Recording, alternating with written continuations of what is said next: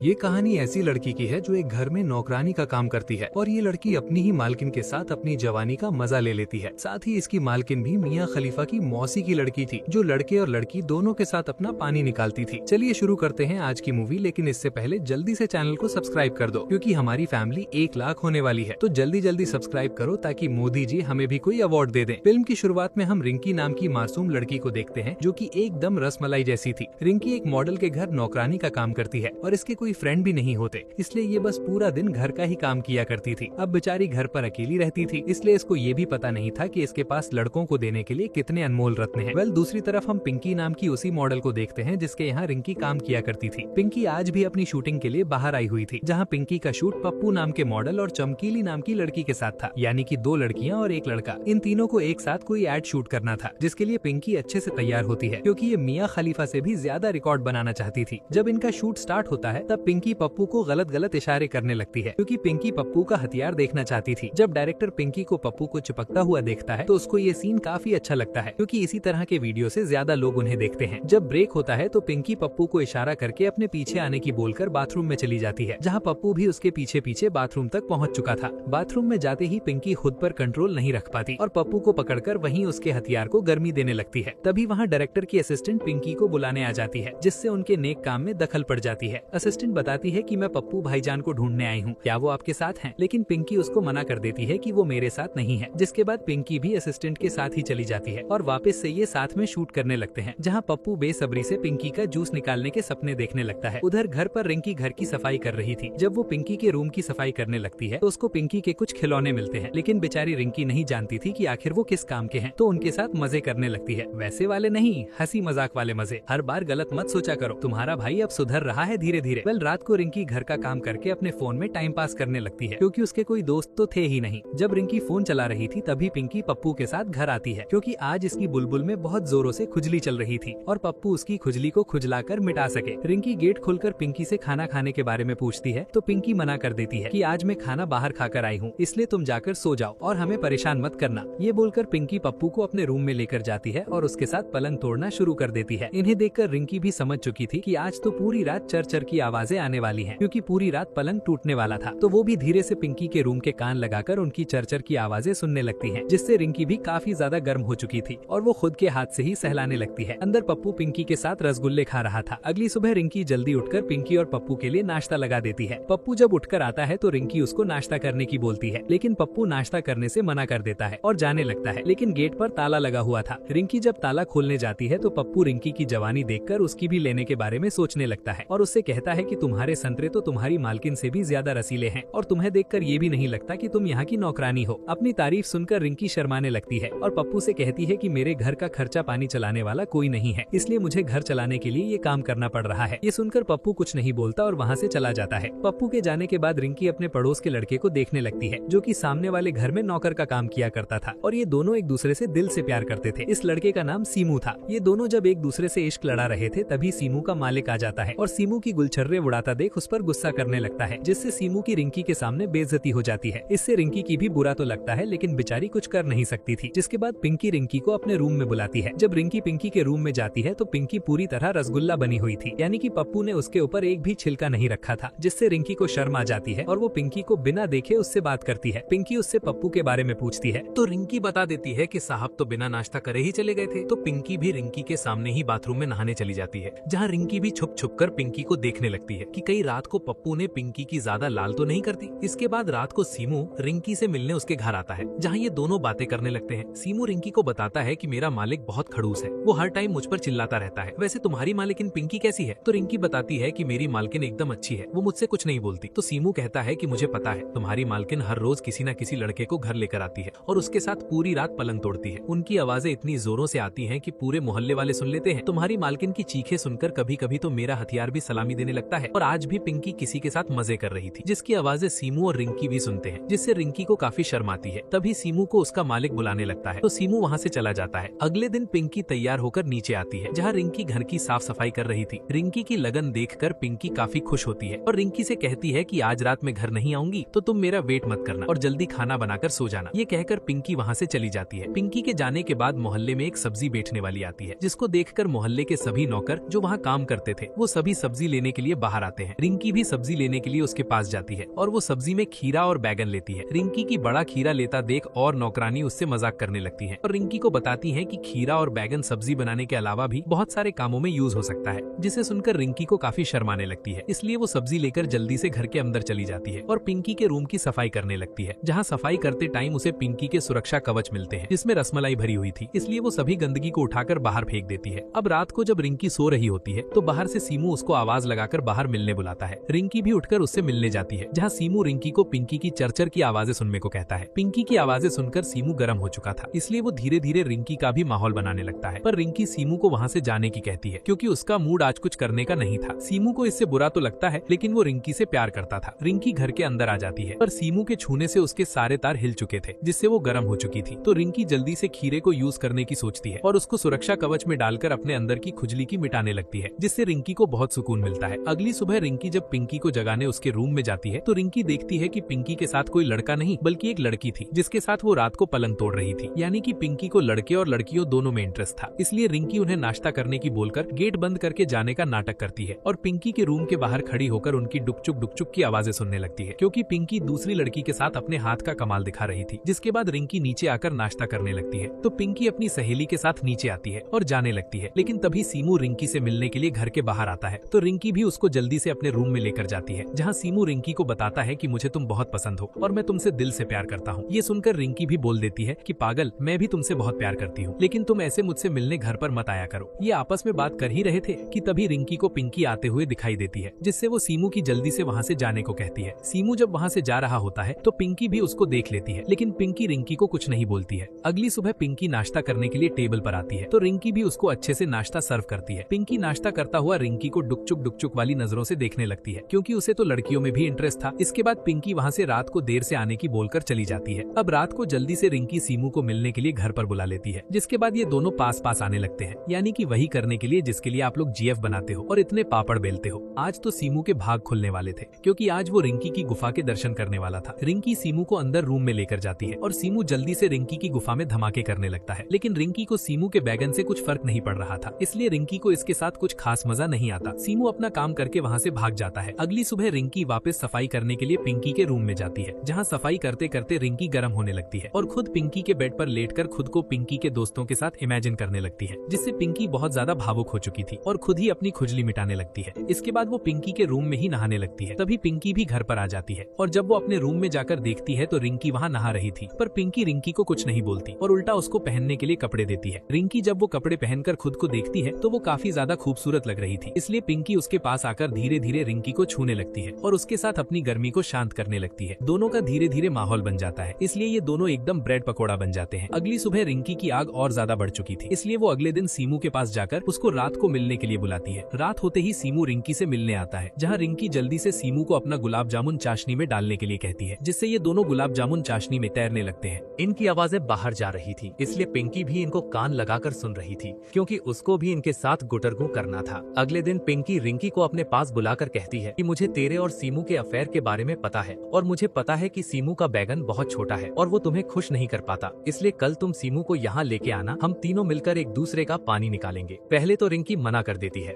But Pinky के बार बार कहने पर रिंकी मान गई थी। अगले दिन रिंकी सीमू को लेकर पिंकी के रूम में आ जाती है, जहाँ पिंकी भी आ चुकी थी। इनको साथ देखकर सीमू समझ चुका था कि आज तो मुझे स्वर्ग मिल गया, एक साथ दो दो रसगुल्ले खाऊंगा। जैसे ही पिंकी उसके पास जाने लगती है, सीमू गुस्सा हो जाता है और वहाँ से जाने लगता है और रिंकी से कहता है कि मैं तुम दोनों के साथ नहीं कर सकता हूँ, क्योंकि मैं तुमसे बहुत प्यार करता हूँ और ऐसी हरकत में नहीं करने वाला। ये सुनकर रिंकी को सीमू पर और भी ज्यादा प्यार आने लगता है। अगले दिन पिंकी रिंकी को बाहर घूमने के लिए लेकर जाती है, जहाँ सीमू भी आ जाता है। इसकी पिंकी ने ही बुलाया था, क्योंकि रात के कांड के बाद पिंकी बहुत शर्मिंदा थी, इसलिए उसने सीमू से माफी भी मांग ली थी और रिंकी को उसका प्यार मिल गया था और यहीं इस मूवी की हैप्पी एंडिंग हो जाती है। Thanks for watching.